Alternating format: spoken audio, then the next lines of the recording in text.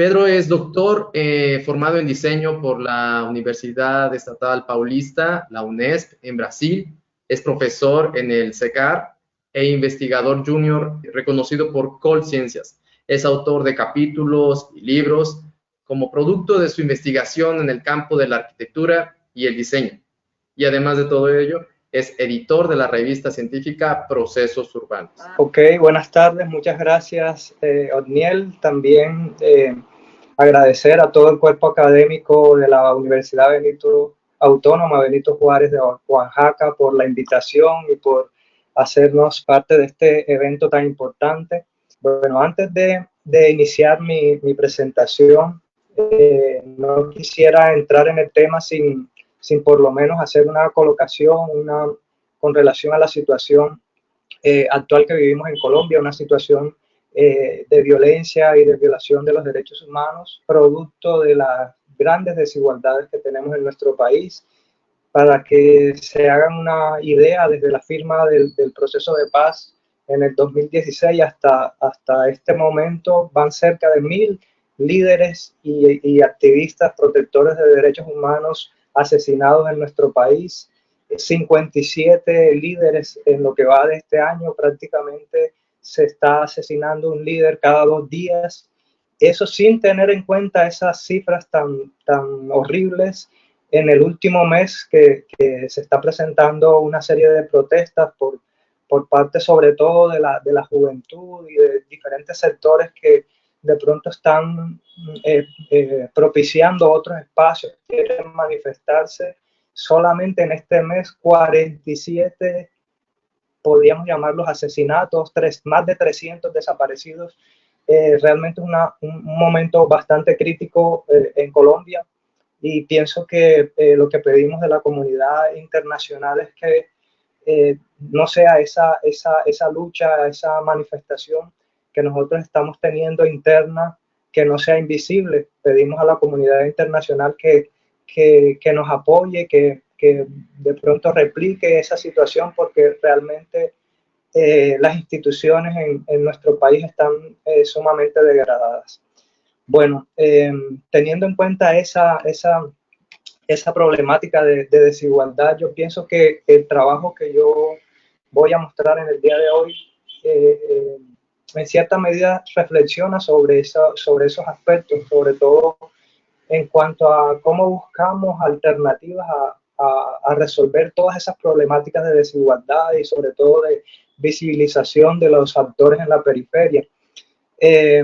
Yo voy a presentar partes de mi trabajo doctoral, y esa presentación, que resume muy rápidamente ese trabajo, la he llamado Conocimiento Indígena como alternativa para las transiciones en el sur global, porque es prácticamente como una reflexión, mi trabajo, hacia cómo encontramos alternativas para buscar otros futuros posibles para nuestros problemas, no solamente acá en Colombia, sino a nivel latinoamericano. Mi trabajo reflexiona, por una parte, las relaciones entre el diseño y la artesanía, y también es prácticamente como un análisis, una crítica digamos, al sistema de producción de los materiales sustitutos a la madera, como a la industria de la madera. Entonces, cómo a través de cuestiones que no son como tan procesos rigurosos industriales, podemos llegar también a la innovación del desarrollo de materiales y productos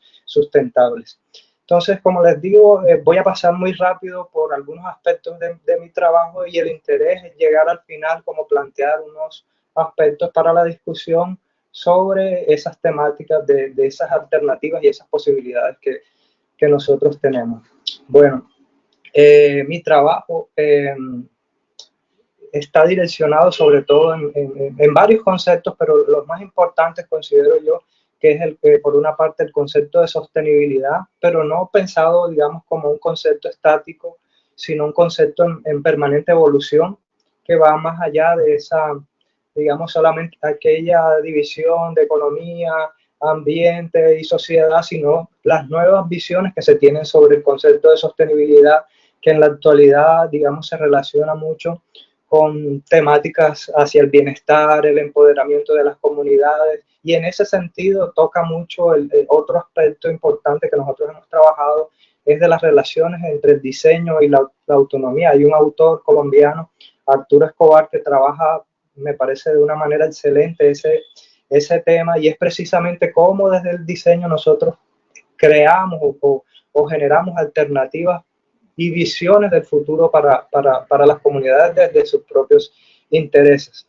Entonces, en esa búsqueda, a raíz de esos conceptos, digamos, encontramos en la literatura y en la historia también de los diferentes posicionamientos de la sociedad, encontramos en la Carta de la Tierra de Río 92, cómo ya hay un posicionamiento referido a la importancia de las comunidades indígenas y ese conocimiento inherente a sus prácticas y al de las comunidades locales, cómo eso es importante, cómo el Estado y la sociedad en sí tiene que valorarlo como una alternativa para encontrar respuestas o posibilidades para llegar a esas transiciones hacia la sostenibilidad. Por otra parte, también en ese sentido, por ejemplo, está el manifiesto de la UNESCO para la diversidad cultural, también hace un posicionamiento en cuanto que establece que ese conocimiento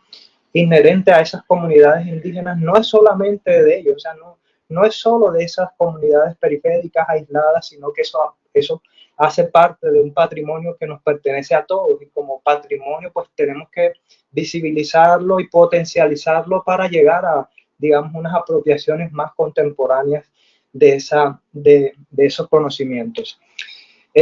Con respecto a esas reflexiones, ¿qué encontramos nosotros acá en nuestro territorio? Tenemos una comunidad indígena, la comunidad indígena Zenú, que es sumamente importante en nuestro país. Es una comunidad que está al norte, nuestra región donde yo vivo es al norte de Colombia, y ellos están asentados en lo que actualmente se conoce, ahí se puede ver en la imagen, ese puntico rojo, que está como entre los departamentos de Sucre y Córdoba. Es un terreno, un territorio sumamente pequeño para lo representativo y lo importante, no solamente a nivel cultural, sino también a nivel de población. Esa es una comunidad aproximadamente de 300.000 individuos.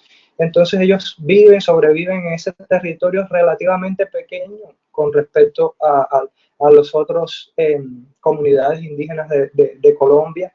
Y entonces, ¿cómo sobreviven ellos? Pues en un territorio en el cual han sido desplazados, excluidos, un territorio que es un territorio de conflicto y que hay muchos intereses. Por ejemplo, ahí en esos punticos que se ven ahí en la imagen, se han desarrollado las masacres más horribles de la historia de la violencia de Colombia. Por ejemplo, tenemos la masacre del Salao, la masacre de Chengue. Todo eso ha generado movilizaciones, desplazamientos en ese mismo territorio, porque es un territorio, digamos, muy conflictivo por los intereses que genera. Rutas de tráfico de drogas, por ejemplo, el tema de las nuevas desarrollos en torno a la industria de la madera, la industria cementera también está ahí en ese territorio. Y entonces hay mucho conflicto por diferentes actores armados de guerrilla, paramilitares, el mismo Estado, el ejército, la policía, ha generado muchísimo conflicto ahí en ese territorio, cantidades de víctimas y muchísimas heridas que todavía no han sanado, y digamos, ellos sobreviven en esa realidad.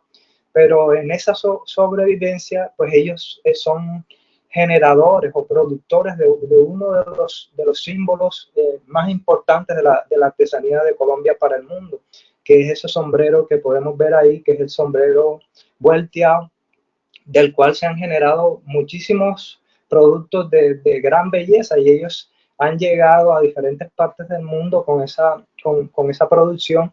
Y lo importante de esa producción para esa comunidad es que no es solamente los artesanos los que están involucrados en esa producción de esos objetos, sino es toda la familia, toda la comunidad está involucrada en la producción. Ahí se puede ver, por ejemplo, los ancianos a través de la, digamos, de pasar ese conocimiento ancestral a los más jóvenes, los hombres, las mujeres, todos están involucrados en esa producción, y ese material que ellos utilizan, que es las hojas y los tallos, bueno, las hojas ellos lo utilizan para la producción del artesanado, pero los tallos ellos en cierta medida, sin muchos procesos elaborados, entonces hace parte como de su cotidianidad, porque hace parte, digamos, de las formas de producción del hábitat en esa comunidad.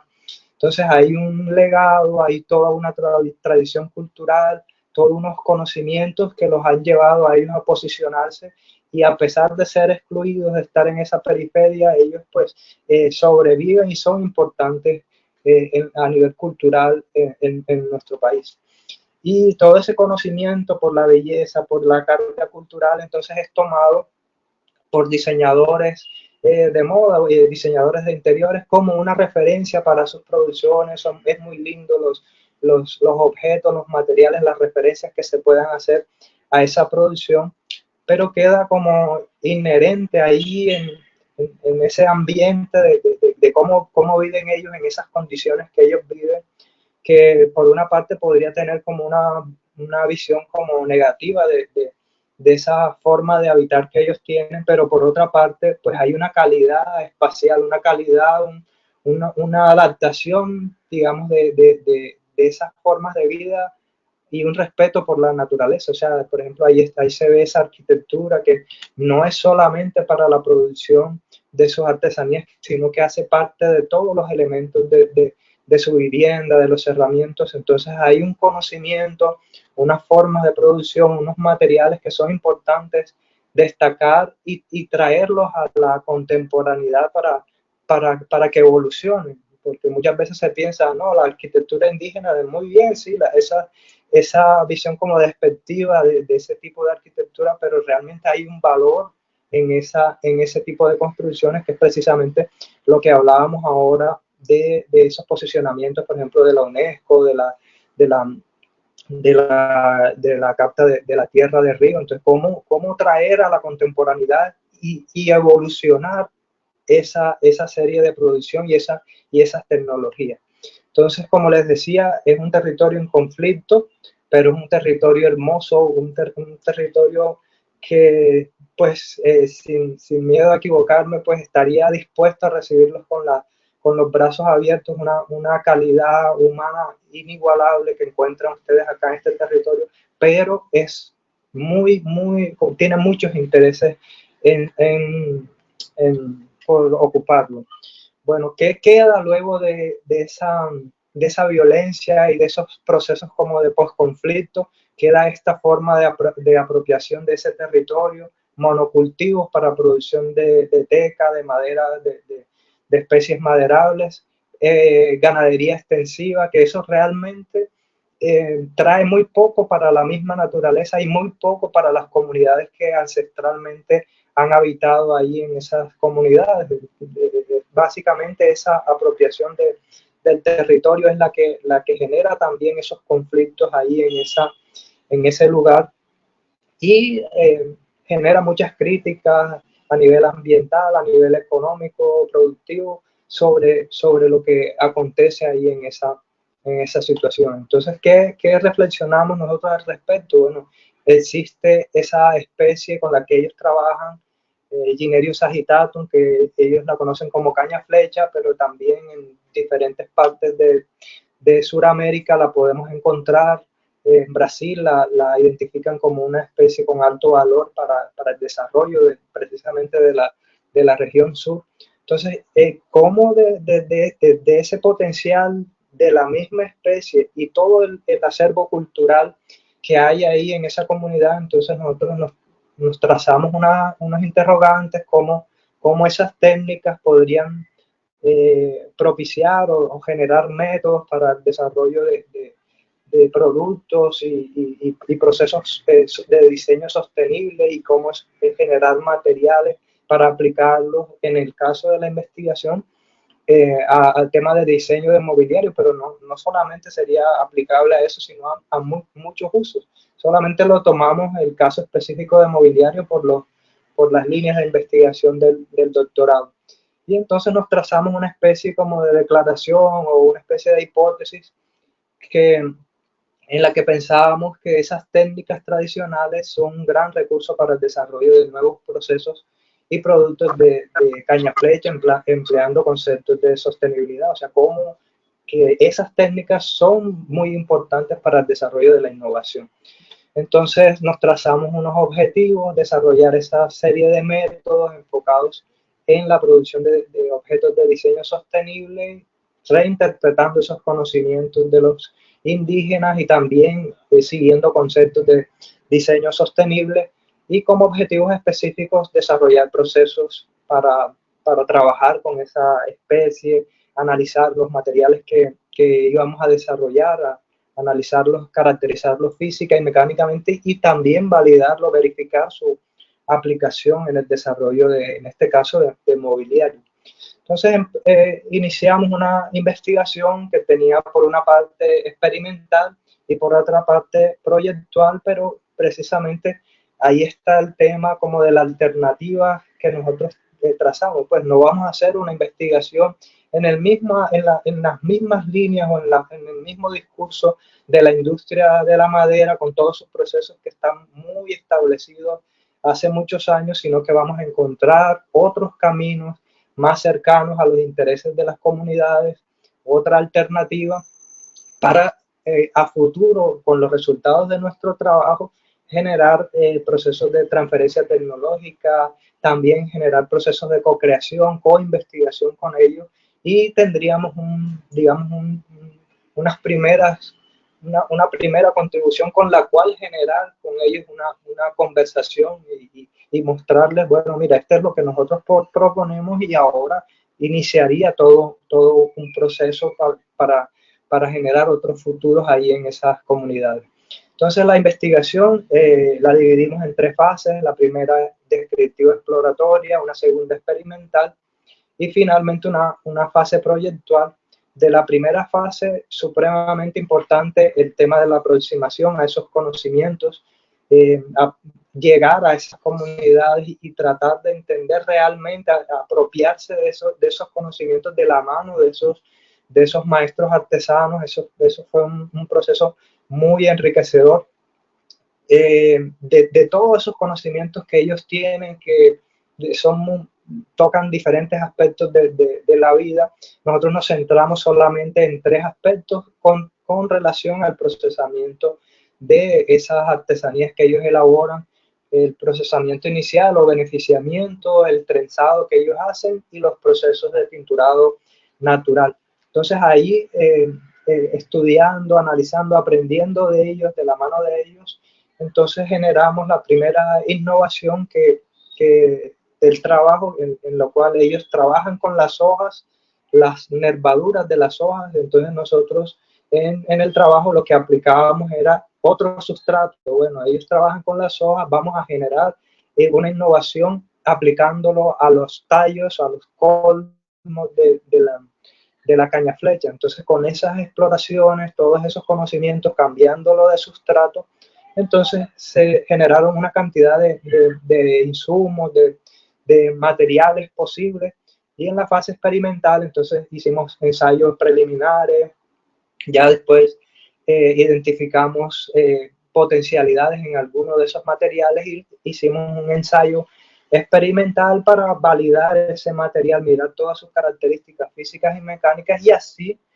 luego entonces aplicarlo al desarrollo, al diseño de productos de mobiliario.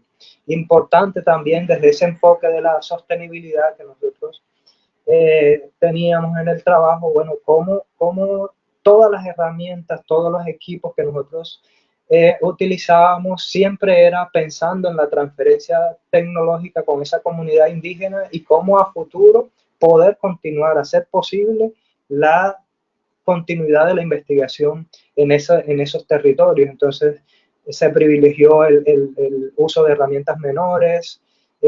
Si cualquier máquina o equipo se utilizaba, existía la posibilidad de trabajar con equipos de menor tamaño, más fácilmente transportables, más económicos, sin gasto energético. Entonces todo era pensado siempre en diferentes criterios de sostenibilidad. Bueno, de esa parte inicial, de esa aproximación, supremamente maravilloso la experiencia de trabajar con ellos, de aprender con ellos, y como decía, es un conocimiento tan amplio de diferentes aspectos de la naturaleza, de esas proporciones, de todo lo que se puede hacer con eso. Y entonces era mirar cómo todo ese conocimiento, tratar de traerlo acá a un lenguaje ya más científico, ya más, digamos, más riguroso, de una investigación de tipo experimental, con la cual nosotros poder, digamos, seguir los procesos de innovación. Entonces ahí, como les decía, venía un proceso de exploración, de cómo trasladar esos conocimientos a otra parte de la planta que no era la que ellos utilizaban.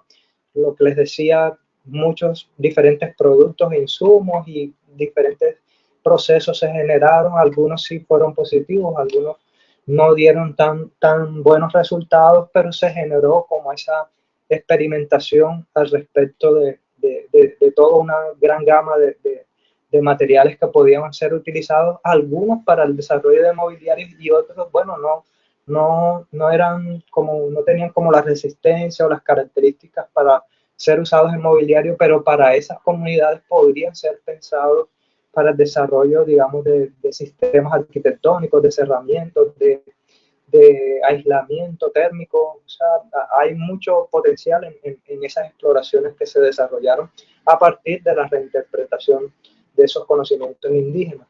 Y como resultado, como les decía, muchos resultados de esos métodos que trabajamos.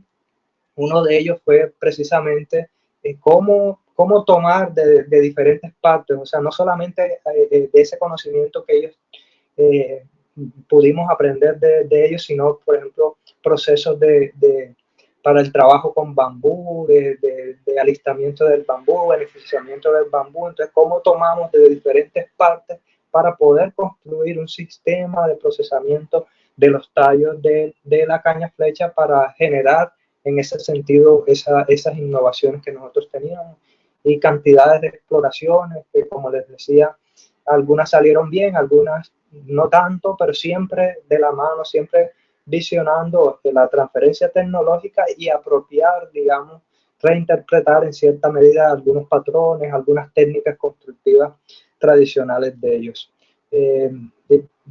Resultados maravillosos, por ejemplo, este proceso de tinturado natural en otro sustrato, no es el que ellos utilizan, que es el de las hojas, cómo varía la respuesta de la especie en los tallos con respecto a las hojas, y lo que nos abre esos resultados es una gran gama de posibilidades para utilizar esos materiales con enfoque sostenible para el desarrollo de productos, pues, de diferentes productos de diseño y de arquitectura. Entonces acá, como les decía, cantidades de materiales, de respuestas que se generaron positivas, negativas, y por ejemplo de los materiales que sí digamos, encontramos con bastante resistencia, un buen comportamiento. Entonces desarrollamos un ensayo experimental, y eso fue, digamos, una sorpresa grandísima para nuestro trabajo, que en esa experimentación que tuvimos de ese material generado con procesos artesanales a partir de lo que habíamos aprendido con los indígenas, los resultados nos da que ese material está en muchos aspectos, pues hay otros aspectos que no tanto, pero en muchos aspectos muy importantes. Por ejemplo, la resistencia se asemeja o a veces hasta muy por encima de materiales industriales, por ejemplo, materiales de producción industrial que podría ser el bambú laminado colado, materiales de placas de OSB, placas de partículas o MDF. Nuestro material, de hecho, digamos, con procesos artesanales, está a niveles competitivos con esos materiales. Entonces, fue algo muy importante para nosotros, que encontrar que a través de otros caminos, no precisamente ese camino de la industria, de la madera, para el desarrollo de esos materiales, podemos encontrar respuestas positivas. Entonces, también como resultado, ya después de verificar que ese material pues era importante, entonces generar un proceso de diseño, varios modelos y prototipos generamos, nos enfocamos en 3 procesos. Este es como el último, en donde ya reuníamos todo el aprendizaje de lo que habíamos tenido de los otros modelos precedentes, y tanto en la elaboración del material como en el mismo diseño del mobiliario, entonces siempre trayendo a la referencia de la comunidad, de esos patrones, de toda esa acervo cultural que ellos manejan, y claro que sí, o sea, los procesos inherentes a sus conocimientos que están en la elaboración de ese material. Entonces, esos fueron unos resultados, algunos positivos, unos negativos, pero sobre todo muchísimas perspectivas que plantea nuestro estudio. Por ejemplo, validamos las hipótesis de partida, cumplimos todos los objetivos, por ejemplo, desarrollamos esos métodos, analizamos ese material, encontramos posibilidades al respecto de esos procesos artesanales.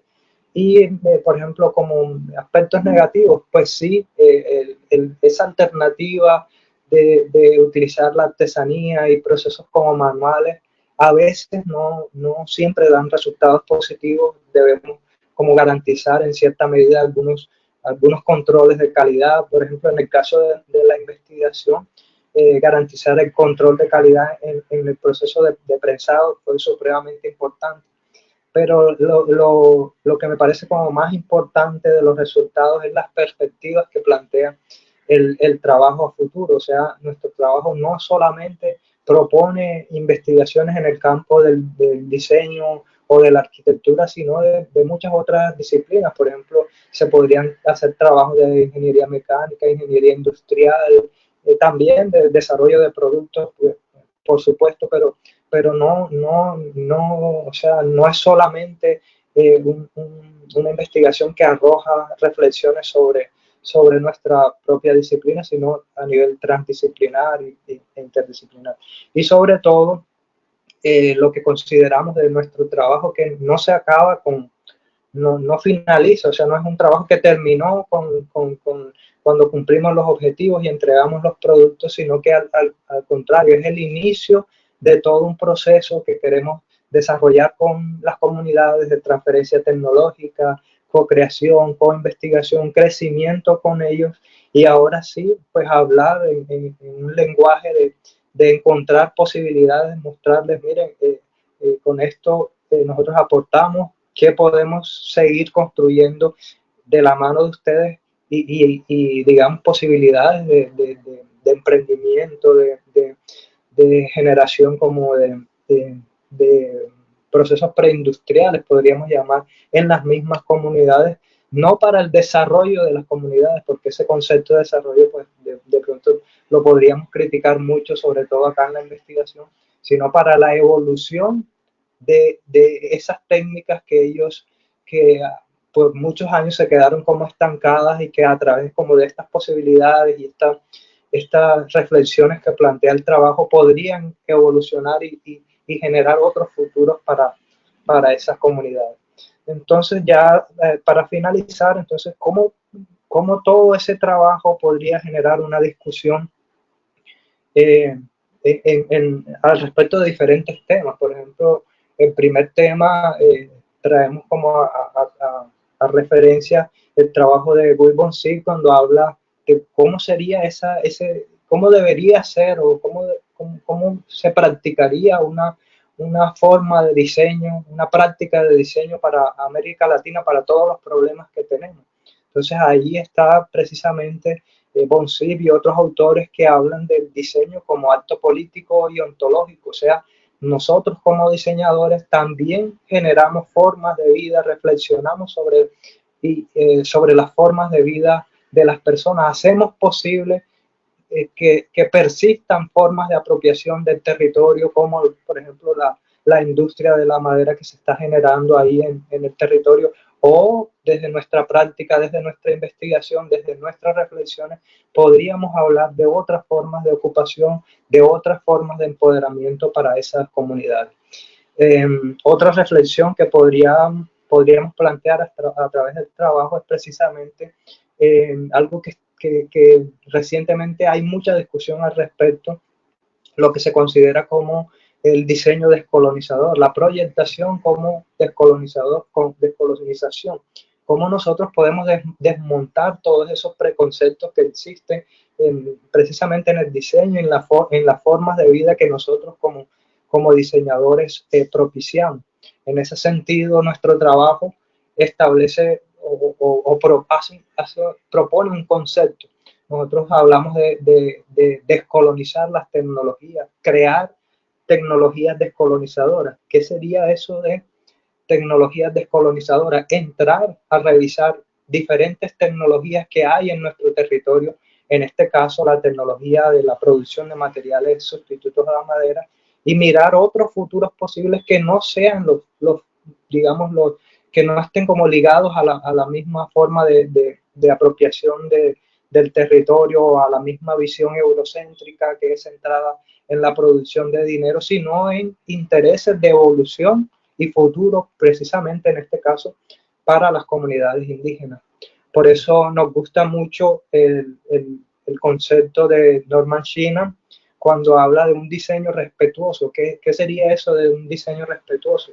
Partir nuestro diseño del reconocimiento de que el otro, de que en ese caso las comunidades indígenas son importantes, tienen un conocimiento valioso que es de nosotros y que debemos no descartarlo, invisibilizarlo, sino al contrario, apropiarlo y llevarlo a un lenguaje contemporáneo, a unas discusiones contemporáneas para evolucionar con ese mismo conocimiento. Entonces, esa es la discusión que les planteo. Espero que les haya gustado lo que les alcancé a mostrar del trabajo. Realmente traté como de resumir un trabajo que tiene muchísimo por mostrar. Entonces, muchas gracias. Quedo atento a sus preguntas. Perfecto, doctor Pedro. Un trabajo bastante extenso ha realizado. Lo que podemos ver es un trabajo de medición de, de laboratorio incluso, lo que nos presentaste. Lo que quiere decir que hubo un trabajo de cientificidad, por así decirlo, en el que involucró mucha metodología, involucró investigación y sobre todo horas laboratorio, ¿no? Para llegar a resultados cualitativos a cuantitativos. Álvaro Rebollo Morales dice, magnífico, doctor Pedro. Ah, ok, bien. Sí, quisiera felicitar al doctor Pedro por magnífico material. Sin duda alguna, es una muestra de que nosotros, los colombianos, tenemos una riqueza que hay que explotar mucho más y hay que reivindicarla. Me gustó mucho, doctor Pedro, ese concepto sobre procesos descolonizadores. Y entiendo yo que son procesos que tratan de sacar esa mancha que llegó a imponerse al territorio hace mucho tiempo y que durante casi una centuria hemos estado, digamos, subyugados a eso. Interesantísimo me quisiera que usted nos dijera aspectos muy tácitos de cómo podemos descolonizar completamente este tema de la industria y del comercio que está ahogando a nuestros ancestros. Bueno, muchas gracias Álvaro por tus apreciaciones y por tu pregunta. Claro que sí, o sea, el tema de la descolonización es un tema bastante discutido recientemente. Hay toda una red en Internet y una red académica al respecto del diseño descolonizador, que no es solamente como el diseño de productos, sino en todos los ámbitos de la disciplina y digamos esas inquietudes que tú tienes, bueno, de cómo abordar esa descolonización. Pues en cada uno de los ámbitos que nosotros llevamos en la vida diaria podríamos generar reflexiones al respecto de cuáles discursos colonizadores nosotros estamos ayudando a darle continuidad. Por ejemplo, los machismos, el eurocentrismo, la violencia, el mismo, por ejemplo, ahora en Colombia, que hay tantas manifestaciones, tantos problemas, y si alcanzamos a revisar, digamos, los medios, lo que hay en los medios, hay una visión despectiva sobre la misma, sobre lo que es la población indígena. Entonces siempre hay como un discurso que si nosotros entramos a revisar, tiene mucho como de la herencia que seguimos replicando, de esa herencia colonizadora en donde el blanco hombre es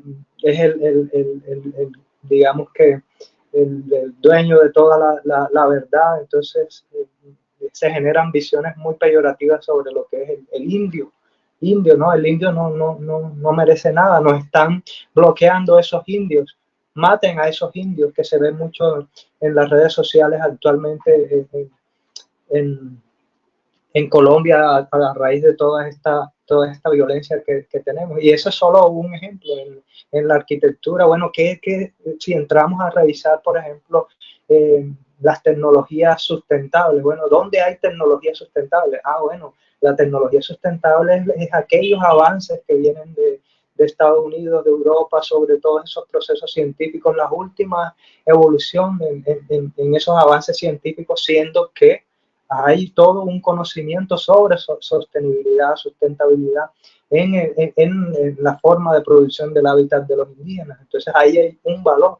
Estamos realmente nosotros con nuestra enseñanza de la arquitectura, los que somos profesores, validando esos procesos, o si analizamos cómo es la práctica de la enseñanza de la arquitectura, qué tecnología se le da preferencia en la enseñanza de la arquitectura. Entonces ahí hay discursos colonizadores que precisamente lo que nosotros invitamos es a reflexionar sobre ellos y a desmontarlos y a darle validez a toda esa diversidad que existe. Bueno, gracias, Álvaro.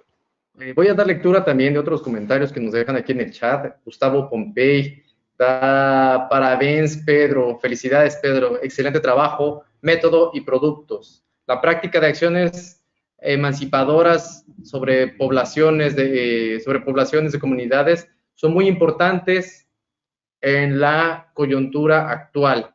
Y placer en verte nuevamente. Virginia, nuestra conferencista anterior, felicitaciones por la investigación, Pedro. E Márcia Barana também dá parabéns pelas pesquisas e apresentações. Gostei muito dos assuntos abordados. Me parece que a resposta à pergunta do Daniel, a minha, é que sempre devemos começar por nós para mudar algo. Obrigada.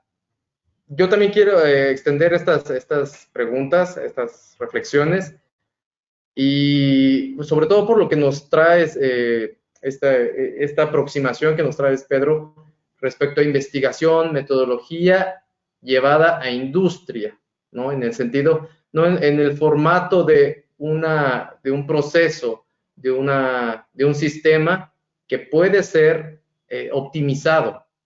Tomando tú los conocimientos y los materiales propios del contexto real, del contexto más próximo en el que tú situaste tu investigación. Y es claro que tuviste que hacer o implementaste una metodología. Creo que fue parte de lo que tú discutiste aquí, que algunas comunidades están por adentrarse en la optimización o la implementación de un sistema, la cual les permita a explotar de manera propia y diversificar la producción, su identidad, su valor como localidad, ¿no? Y por otro lado también traes las reflexiones de Guy Bonciati, que durante sus investigaciones en América Latina, él ya se quitaba ese traje, esa postura, ¿no? De yo voy a colonizar, yo voy a decirles cómo se hacen las cosas a los pueblos americanos, ¿no? Y también entiendo que este autor defendía la postura en diseñar un proceso o una metodología o un sistema adecuado al contexto latinoamericano, olvidando todos esos patrones ya preestablecidos, europeos, americanos o asiáticos, que funcionan en sus realidades, pero que en América Latina tiene que o hacerse algún tipo de, muchas veces se hacen ajustes, ¿no? A esos estándares, a esos procesos, y es ahí donde entran esas gambiarras, esas adaptaciones, esas alternativas, ¿no? Sin embargo, Bonsiepi nos decía, no, hay que diseñar con base a lo que tenemos, con base a lo que hay y con base a la sociedad en la que se está desarrollando esto, ¿no? Con base a todo lo que nos presentas es si la industria está resignificando a estas alternativas o estas alteraciones como un modelo de innovación. ¿Es así? La industria está viendo a estas comunidades, a estos procesos, a estas alternativas como un modelo de innovación. Yo pienso que sí, que se ha generado en los últimos años como una inquietud de qué hay ahí en esos conocimientos ancestrales, en la artesanía, en todos esos saberes de diferentes sentidos de esas comunidades, no solo indígenas, sino populares. Sí hay un interés, pero sobre todo los que movilizamos ese interés somos nosotros en la academia a través de la investigación, cómo desde nuestras reflexiones, nuestras investigaciones, mostramos, por ejemplo, en mi trabajo, que hay esa posibilidad.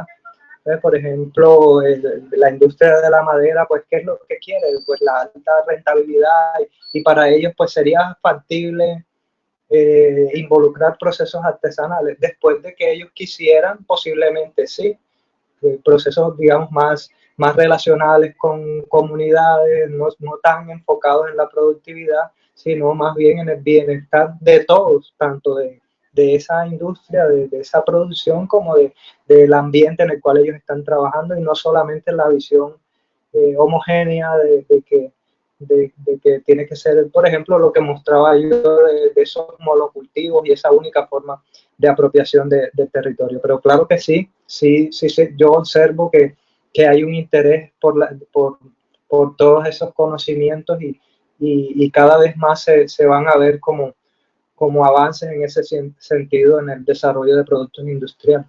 De acuerdo, Pedro. Yo aún sigo con esta inquietud estas adaptaciones, estas improvisaciones, que es lo que es el punto medular del simposio. Y que esas improvisaciones surgen por la reducción de los pocos recursos con los que cuenta nuestra comunidad, ¿no?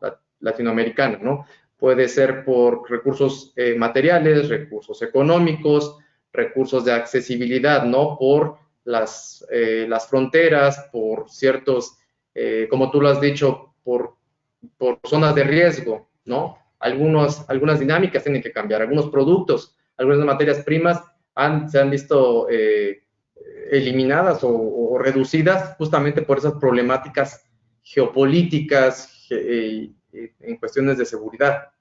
¿Consideras tú que todas estas formas de producir, estas formas de crear, estas formas de vivir, forzosamente tienen que apoyarse o tienen que pasar por un proceso científico o un procedimiento que funcione en una secuencia de flujo, digamos, que tenga una metodología para entonces tener un producto, de mejor calidad, de un producto competitivo, y que se diga que este producto cumple con los estándares de calidad, ¿no?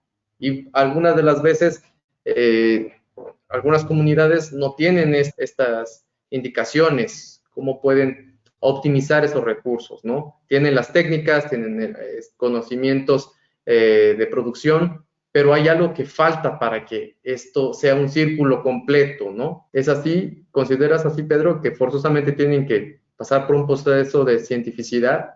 Bueno, ese es un gran problema siempre.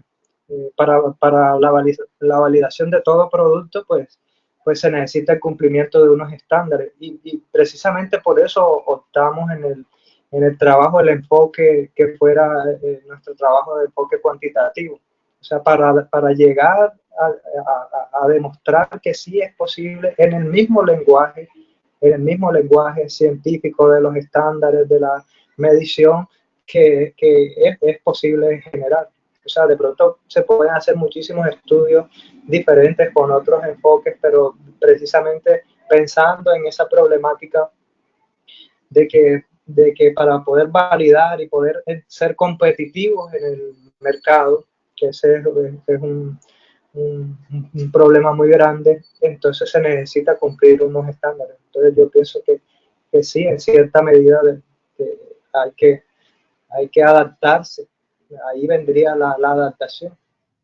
Pedro, me agrada mucho la iniciativa y todo el proyecto, todo lo que implicó el proyecto, pero me gustaría un poco que me situaras o me orientaras un poco más sobre si se encontraron riesgos, digamos, riesgos latentes o a corto plazo que pudieran frustrar toda la iniciativa.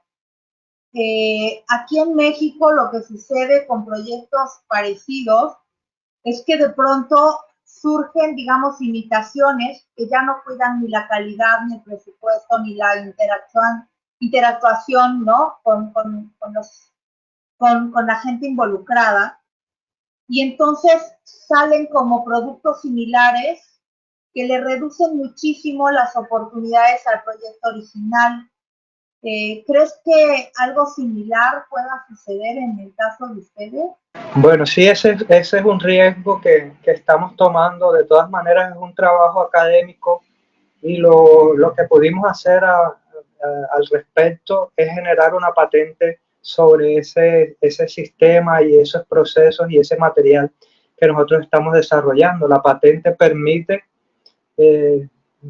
cuando generamos patentes, no es solamente pensado en la explotación económica de ese producto, sino en la limitación de uso, precisamente pensando en eso que tú estás anotando, tratando como de preservar de la explotación sin sentido, economicista, desligada de los intereses de las comunidades, de esa tecnología que nosotros pudimos desarrollar. Entonces ahí presentamos una patente, ya fue publicada por el INPI.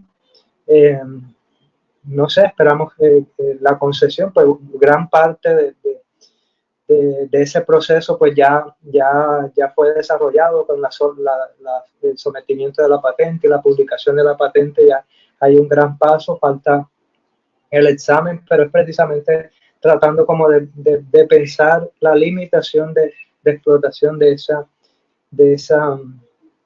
esos desarrollos. Y básicamente el interés de nosotros es trabajar con la comunidad y buscar otros caminos, porque es que nuestro estudio no es, o sea, nuestra idea no es que ese material ya le resuelve la vida a esa comunidad, no, mucho menos, al contrario. Nosotros lo que traemos es una reflexión de que es posible generar innovación con lo que ellos saben. Entonces, es como mostrarles a ellos esas posibilidades e iniciar con ellos otros desarrollos. Entonces, ahí la posibilidad de generar esas innovaciones a partir de nuestro trabajo. Entonces, que no sea un conocimiento que se queda ahí, sino que es precisamente la evolución. Lo que esperamos es la evolución de las tecnologías constructivas de esas comunidades. Gracias, Pedro. Entonces, pueden seguirnos también, estar al pendiente de otras informaciones y otros eventos. Por favor, contáctenos en nuestro Facebook, Investigadores ARC, y del mismo modo también visiten y sigan las publicaciones de la revista Procesos Urbanos. Así es como pueden encontrarnos a ambos equipos que estamos como organizadores de este evento.